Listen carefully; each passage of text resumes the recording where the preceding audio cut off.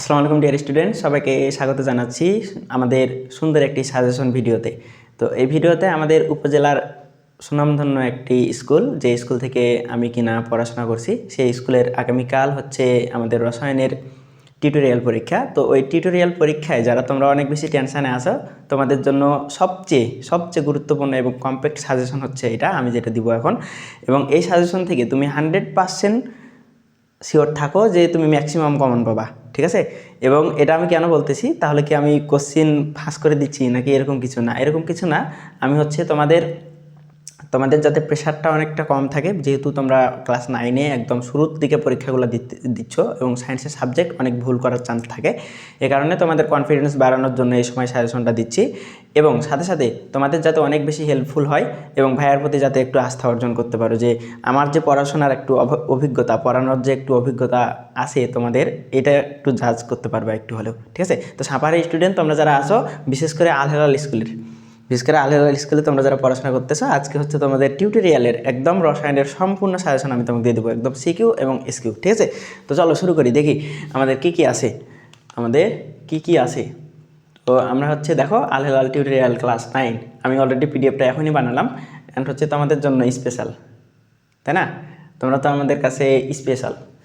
So নূর ভাইয়ের কাছে পড়তে হবে এরকম না বিষয়টা, তোমরা জাস্ট তোমাদের লেভেলটা একটু গ্রো করো, অ্যান্ড তোমাদের লেভেল অনুযায়ী তোমরা পড়াশোনা করতে থাকো, অ্যান্ড মন ভরে দোয়া রইল। হ্যাঁ, তো দেখো আমরা জাস্ট কি করতেছি তোমার জন্য। দেখো প্রথমেই হচ্ছে সিকিউ। তো সিকিউ সাজেশন কোনগুলা, দেখো অধ্যায় 2 থেকে আমাদের মেনলি কোন টপিকগুলো পড়বা।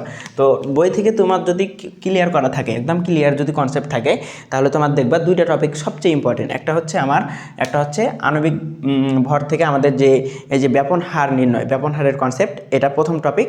ব্যাপন হার, সময়টা লেন্দি হয়ে যাবে, আমি লিখতেছি না। ব্যাপন হার তো লিখে দিই একটু, দ্বিতীয় অধ্যায় থেকে, দুই অধ্যায়। হ্যাঁ, তো 2 অধ্যায় থেকে আমাদের দুইটা টপিক ইম্পর্টেন্ট, এসকিউ এর জন্য অ্যান্ড হচ্ছে সিকিউ এর জন্য। এটা সারা জীবন ইম্পর্টেন্ট, তোমার এই পরীক্ষা বলে কথা না। তোমার ব্যাপন হার, আর একটা হচ্ছে আমাদের গ্রাফ,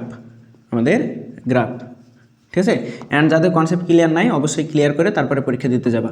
যেহেতু তোমাদের সময় নেই, তাই আমি ক্লাসটা নিচ্ছি না, আমি হচ্ছে জাস্ট সাজেশনটা দেখা দিচ্ছি যে এখান থেকে তোমাদের 100% কোশ্চেন আসবে। যদি এই অধ্যায় থেকে কোশ্চেন দেয়, 100% কোশ্চেন তোমরা পাবা, ঠিক আছে? তো গ্রাফ, এটা হচ্ছে আসবে মানে আসবেই। এটা হচ্ছে গ্রাফ থেকে আমাদের ওই যে কঠিন তরল বায়বীয় যে গ্রাফ দেখাতে হয়, এই যে এটা আর কি, বইয়ে যেটা দেওয়া আছে, এই যেরকম করে দেখছো না, এই গ্রাফ থেকে তোমরা হচ্ছে কোশ্চেনটা অ্যানালাইসিস করে পড়ে নেবা। অ্যান্ড হচ্ছে কোন কোশ্চেনগুলো পড়বে, আমি হচ্ছে সিকিউ দিয়ে দিছি। দেখো এই টপিক থেকেই সিকিউ দেওয়া আছে।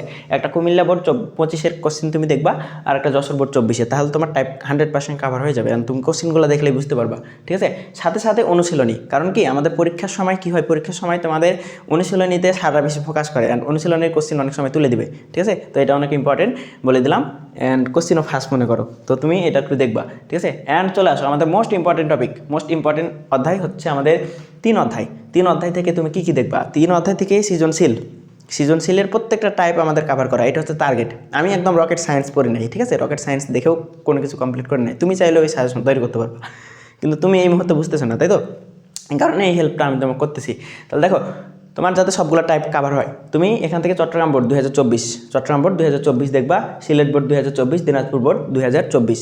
এবং যদি কোশ্চিন একটু স্ট্যান্ডার্ড করতে চাই, একটু স্ট্যান্ডার্ড অ্যান্ড হার্ড টাইপের, ঠিক আছে, তাহলে চট্টগ্রাম বোর্ড 2022-এর একটা কোশ্চিন আছে, ওটা দিতে পারে, ঠিক আছে? ওটা একদম এক্সেপশনাল কোশ্চিন, চাইলে দেখতে পারো, আর না চাইলে সমস্যা নেই, অত প্যারা নেওয়ার প্রয়োজন নেই।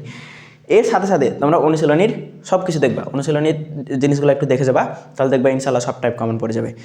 এবার তোমাদের সবচেয়ে গুরুত্বপূর্ণ যেটা এসকিউ এর হচ্ছে, মানে বলা যাবে, তুমি যদি পড়াশোনা করো তুমি নিজেও বলতে পারবা যে এসকিউ থেকে কী আসবে অ্যাকচুয়ালি, ঠিক আছে? তো এসকিউ থেকে কী আসতে পারে, এই অধ্যায় থেকে মূলত কোন টপিকগুলো ইম্পর্টেন্ট আমি একটু লিখে দিই। আমাদের কোন টপিকগুলো তুমি পড়বা, বই থেকে যদি পড়তে চাও একদম কনসেপ্ট ক্লিয়ার করবা, তোমার এই কোশ্চেনগুলো একদম ইজি হয়ে যাবে। হ্যাঁ, ঠিক আছে? তো কোশ্চেন তুমি কোনগুলো পড়বা, একদম 3 অধ্যায় থেকে কি পড়বা। 3 অধ্যায় থেকে প্রথমত একটা টপিক, এই টপিক থেকে কোশ্চিন দেওয়ার চান্স একদম 99%। যদি না দেয় তাহলে সারের দোষ, ঠিক আছে? তোমার কষ্টটা বৃথা যাচ্ছে, ঠিক আছে? দেখো কি, কৌণিক ভরবেগ নির্ণয়, একটা পরমাণুর কৌণিক ভরবেগ নির্ণয়, ঠিক আছে? কৌণিক ভরবেগ নির্ণয় কোশ্চিন আসবে, মানে 100% আসবে, ঠিক আছে? কৌণিক ভরবেগ কণিক ভরবেগ নির্ণয়। এই কোশ্চেন তোমাকে দিবে, এই কোশ্চেনটা তোমাকে দিবে। অ্যান্ড তোমার হচ্ছে কি দিবে, আরেকটা হচ্ছে রাদারফোর্ড ও বোর পরমাণু মডেল।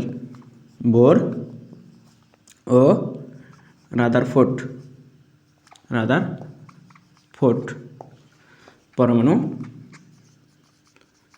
পরমাণু মডেল কোনটি বেশি গ্রহণযোগ্য, কার সাফল্য বেশি, কে বেশি অধিক গ্রহণযোগ্য, ঠিক আছে, মডেল থেকে, ঠিক আছে। তাহলে এই দুইটা কোশ্চেন তোমার 100%, এই দুইটা টপিক থেকে 100% কোশ্চেন আসবে, 100%, ঠিক আছে। তো এই দুটো টপিক তোমার সবচেয়ে গুরুত্বপূর্ণ, এই দুটো টপিক। এর বাইরে যদি কোশ্চেন করতে চাও, একদম এক্সেপশনাল বা একটু স্ট্যান্ডার্ড কোশ্চেন যদি করে, এর বাইরে যদি কোশ্চেন করতে চাই, তাহলে তুমি কোন টপিকটা দেখবা, তোমার হচ্ছে আমাদের শতকরা, আইসোটোপের শতকরা থেকে আপেক্ষিক ভর নির্ণয়। তাহলে আমি একটু শর্টকাটে লিখি, শতকরা থেকে আপেক্ষিক ভর, ঠিক আছে, আপেক্ষিক ভর নির্ণয়, এটা হচ্ছে তোমার ইম্পর্টেন্ট আছে। 4 নম্বর যদি কেউ চাই, 4 নম্বরে যদি চাই আপেক্ষিক ভর নির্ণয় করতে পারবে আমাদের একদম প্রোটন সংখ্যা, ইলেকট্রন সংখ্যা, নিউট্রন সংখ্যা দিয়ে, ঠিক আছে, যেটা চট্টগ্রাম 24-এর একটা কোশ্চেন। সো এই যে টপিকগুলো লিখে দিচ্ছি, এই টপিকগুলোর পাশাপাশি তোমার এই সবগুলো টপিকেরই কোশ্চেন তুমি পাবা এই 4টা টপিকে, এই 4টা কোশ্চেনের মধ্যে, এই 4টা টপিক, এই 4টা বোর্ড কোশ্চেনের মধ্যে, ঠিক আছে। তো টেনশন করার প্রয়োজন নেই যে এই টপিকগুলো কোথায় পাবো, এই টপিকগুলাই তুমি হচ্ছে এই যে এটার একটা কম্বাইন্ড, এটা একটা সিরিজ, ঠিক আছে, অ্যান্ড কম্প্যাক্ট একটা সাজেশন এখানে, এই টপিকগুলোর একটা কম্বাইন্ড প্ল্যান এখানে আছে, ঠিক আছে। তো এইগুলাই দেখবা, তাহলেই তোমার অটোমেটিক এইগুলো কভার হয়ে যাবে। অ্যান্ড তোমার যদি এগুলো কমপ্লিট না থাকে, যেখান থেকে হোক তুমি কমপ্লিট করে নিবা, ঠিক আছে। অ্যান্ড যদি মনে হয় যে ভাইয়ের ক্লাস করবা, তাহলে আমার হচ্ছে ইউটিউব চ্যানেলে প্লেলিস্টে যাবা, প্লেলিস্টে গিয়ে আমার হচ্ছে ক্লাস আছে, আমাদের বেসিক টু প্রিমিয়ামের যে ক্লাস, ওই ক্লাস হচ্ছে অলরেডি প্লেলিস্টে যাবা, প্লেলিস্টে গেলেই তুমি পাবা কেমিস্ট্রি বেসিক টু প্রিমিয়াম। তো ওখানে হচ্ছে ক্লাস আমি নিয়ে রাখছি, ঠিক আছে। তো কোন লেকচারগুলো করবা, পদার্থের গঠন লেকচার 1, লেকচার 2 করবা, তাহলে ইনশাল্লাহ অনেক কিছু কভার হয়ে যাবে। ওকে, তার সাথে সাথে অনুশীলনী দেখবা। এবার হচ্ছে আমাদের এসকিউ কোত্থেকে আসবে, দেখো এসকিউ অনেক ইম্পর্টেন্ট। তো প্রথম, দ্বিতীয়, তৃতীয়, 2 এবং 3 অধ্যায়, 2 এবং 3 অধ্যায় থেকে একসাথেই করা আছে। এই এসকিউগুলা তুমি হচ্ছে বারবার দেখবা।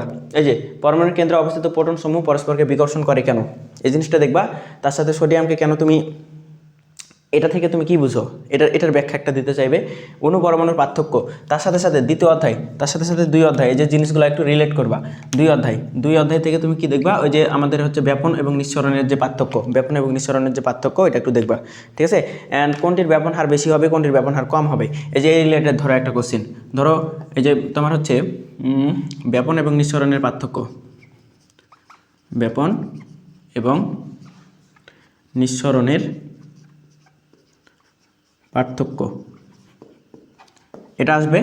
অ্যান্ড তোমার আর কি এসকিউ দিতে পারে এখান থেকে, তোমার ধরো মিথেন এবং তোমাকে বলে দিলাম কার্বন ডাইঅক্সাইড, এর মধ্যে অনেক দূরত্ব লিখতেছি, তো হাতের লেখা অনেক খারাপ হচ্ছে, বুঝছো, তোমাদের সময় নষ্ট করতে যাচ্ছি না। তো এই যে কোনটির ব্যাপন হার বেশি, কোনটির ব্যাপন হার বেশি, এটা দেখবা। অ্যান্ড বাকি যে এই যে এইগুলো দেওয়া আছে, আমাদের হচ্ছে অরবিট ও অরবিটালের মধ্যে পার্থক্য, উদাহরণসহ আইসোটোপের সংজ্ঞা, তারপরে হচ্ছে এই যে 2D এবং 3F হয় না কেন, এটা অনেক ইম্পর্টেন্ট, ঠিক আছে। 2D এবং 3F হয় না কেন, বা 2D এবং 3F এর মধ্যে, বা 4F এবং 4S এবং 4P এবং 5S এর মধ্যে কোনটি বেশি শক্তিশালী, কোনটিতে ইলেকট্রন আগে যাবে, কোনটিতে ইলেকট্রন পরে যাবে, এটা একদম 100% করে যাবা, ঠিক আছে। এবং 3Dতে প্রবেশ না করে যে 4S আগে ইলেকট্রন প্রবেশ করে, এই যে ওইটাই আর কি 8 নম্বরটা করবা তাহলে হবে।